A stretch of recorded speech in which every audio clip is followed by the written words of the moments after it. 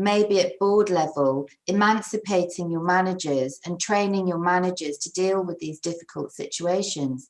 Because if someone's got to a managerial position because of time served, you know, just because they've been around for that long, it doesn't mean they know how to manage.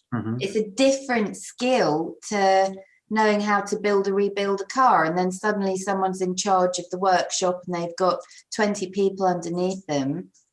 Can those people have conversations about mental health easily? No.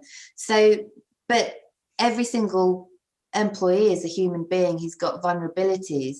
And actually, I mentioned to you a moment ago that we're about to partner up with a national mental health provider.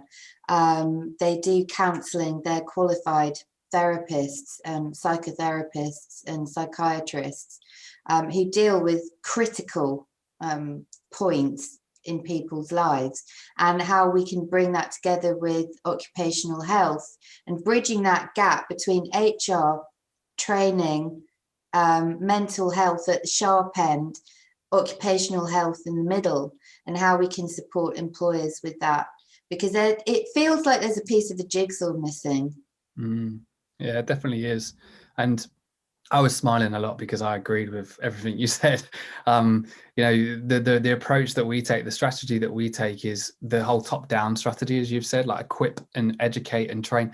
And the thing is with mental health, you know, I'm very open about my own journey now, but it's purely lack of education. We're not taught about this stuff. So, you know, we shy away from it because I always talk about, you know, my preconditioning to mental health was straitjackets, padded cells and personalities that I didn't want to involve myself with. And then I was impacted by it personally. And now I've got a different education of mental health, and I try and share that. And that's all you're trying to do with management, as you've said. It's like, you don't have to be a qualified therapist here. Just educate yourself on the basics of it and how you can approach these conversations. And then equally, what we also say is, you also then have to eradicate stigma and empower employees, because you might have management trained, but if employees still feel judged, you know, I can't talk, I can't be open, I can't be vulnerable, then you're not going to get them talking to their managers anyway, even if they've done some training. So yeah, massively agree with kind of everything you've said. And I think that's so important to have that management training in place. And yeah, they need to buy into it. The board needs to buy into it. Managers need to buy into it,